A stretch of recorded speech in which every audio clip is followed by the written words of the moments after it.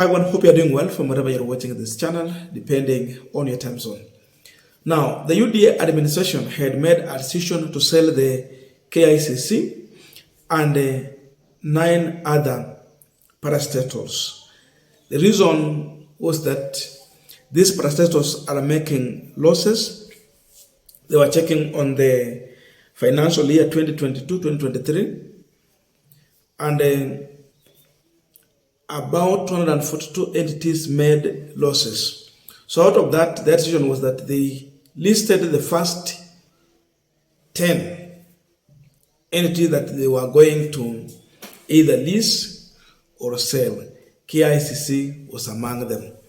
But later, the Katiba Institute, the ODM, and other civil societies took this matter to court.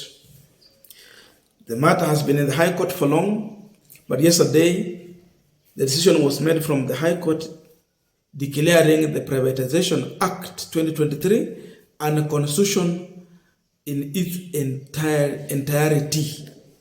Yote kabisa. And in the ruling of Justice Chacha Mwita, he is proposing that the selling of Kicc is a violation of cultural rights.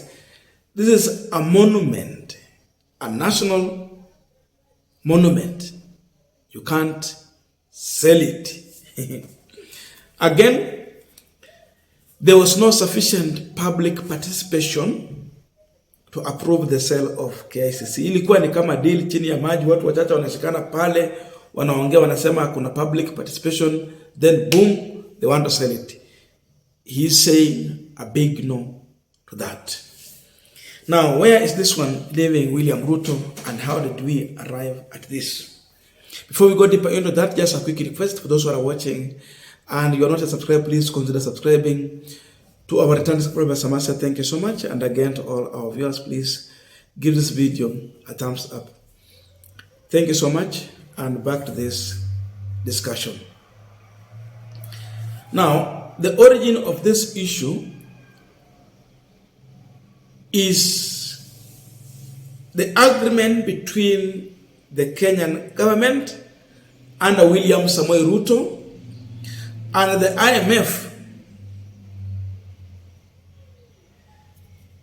IMF had to make some decision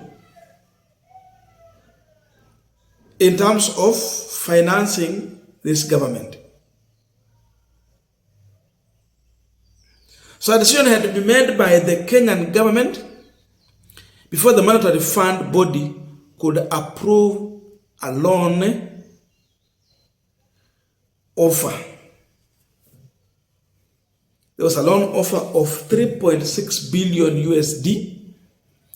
That is 464.4 billion Kenyan shillings to fund several projects. But now they come with their policies.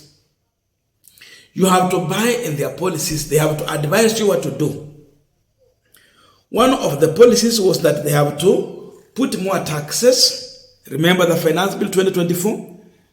They had increased taxes. In fact, starting from 2023, they increased from 80% to 16%. And already they were aiming at increasing these taxes.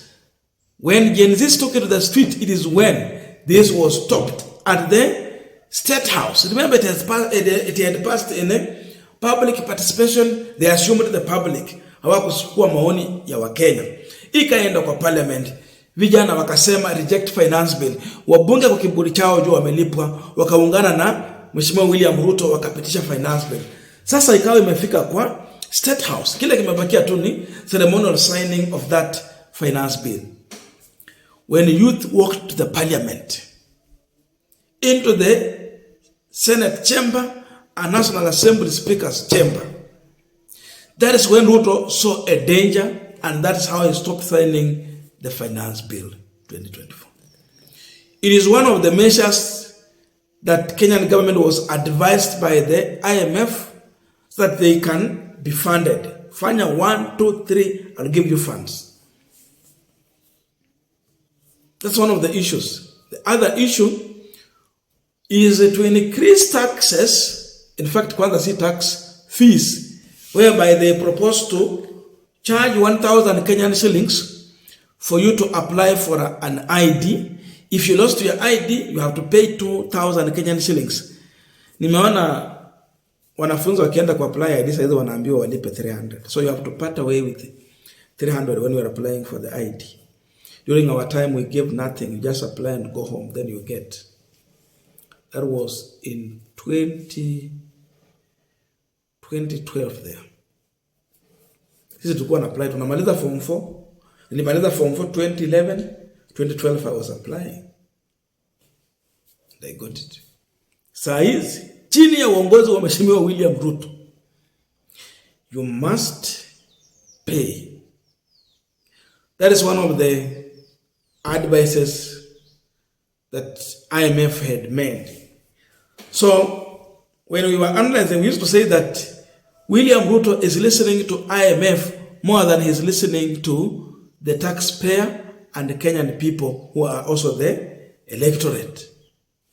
Anasikiza IMF yenye haitoi ushuru, hiyo tu ni ya kupeana mkopo, na kwa mkopo yao hao wanataka faida. Lakini wanataka kuadvise vile utafanya, vile utafinyilia wananchi. So he was supposed to lease some of the parastatals. Some were supposed to be sold. KICC was on the list. Na hiyo ndio ilileta shida kubwa hapa. Because already walikuwa washaeka, you know, the issue of Kenya Meat Commission ilikuwa bado iko hapo. We are talking about KICC, the Kenya Pipeline Company ilikuwa hapo. Kenya Literature Bureau ilikuwa hapo. Kenya Seed Company ilikuwa iko hapo. Na zingine tu nyingi. They were supposed to be sold. Some lease. Mia Sugar Company ilikuwa iko hapo. The reason, advice from IMF. Now the court has pronounced itself. IMF, it is not final. There is no shortcut of selling properties belonging to Kenya. Even the issue we are hearing about JKIA and all those other things, ni advice ya IMF. Ruto has been pushed to a wall. Now, when we were saying that Ruto is a project of specific individuals who have intention and interest in this country, now you can see these people, the owners of the project William Ruto 2022. Sasa inajitokeza saizi, you can see it very open. Walikuwa nataka mtu mwenye wanaweza direct na afate maagizo yao. So that what they need in this country, wanapata. Mambo mengi tu. So they were looking for a puppet. Wakati tulikuwa naona Wakenya wakiprotest kule US, walikuwa nasema William Ruto, US puppet. William Ruto, US puppet. William Ruto. They were right. Anything they say, tick for him. His issue is all about money. As if they are giving free money. Yet the money will be refunded. It's a loan. It's not free money. Tuliambiwa hapa, someone told me actually a long time ago, that in this country, policies zilikuja kuchukuliwa through mambo ya mikopo, ni advice ilikuwa inatoka kwa watu kama World Bank and IMF. Kwa mfano, some time back, I'm told going to the hospital, it was just free. You go to hospital, you are sick, the doctor will check on you, they will advise on medicine, you will be treated and you go back home. Free. Saizi, health is one of the most expensive thing. Just get to a hospital, ukuwe mgonjwa. Uone bei ya madawa na matibabu na kuona daktari tu.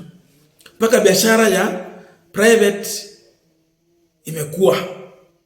Matibabu ni expensive kwa public hospital, utashangaa. Kwani uko kwa hospitali ya private ama nini inaendelea? Ni advice kama hizi. They are also even making education very expensive. When education should be free, health should be free. Mahali tumefika Kenya wamesema we are a middle class income. Enda kwa zile nchi zimeendelea, matibabu saa zingine ni bure. So if we have a president who takes such kind of advice, tell me where we're heading. If it is not for the court sometime to try and stop or delay these things, Kenya itafika mahali tutauzwa. So the court has told William Ruto a big no, attempt to sell this one, itakuwa ni makosa, utagaramika, siku utatoka kwa hiyo kiti. That is the court position. Hakuna mchezo tena. So it is high time also we stand and defend what belongs to us. Hii ni mali ya great grandfathers left for us in this country. We have to live for the upcoming generation. Now pia wata peana kwa ile generation nyingine. Not to say we have to make more. The issue of making losses is something they can deal with. If there is corruption, why do we have DCI? Why do we have ESCC? ESCC ni wakazi gani? Mambo ya watu integrity. Why do we have all this? What is their work? Let them do their work. Kama ni corruption, they have to deal with that. If we have people who are not working, deal with them, fire people. Simple. Mambo ya kuleta hasara ni kwa kawaida tu, serikali imependa mambo kama hayo yafanyike. Itakuwaje sasa hizi Mheshimiwa Ruto kazi yake ni kuuza mali ya Wakenya, ili hali Uhuru hakuuza vile yeye anauza. Moi hakuuza, alitengeneza. Kibaki hakuuza, alitengeneza. Mzee Jomo Kenyatta hakuwa anauza, alikuwa anatengeneza. Huyo kazi yake imekuja tu, amekuwa ni kama mtoto yule wa kuja kuvuja tu na kumaliza na kuharibu. And at the end of the day we will have nothing. Tutakuwa ni kama sisi tumekuwa privatize a whole country. I don't know your views, but let us know in the comment section to continue with this discussion. Thank you so much and see you in our next video.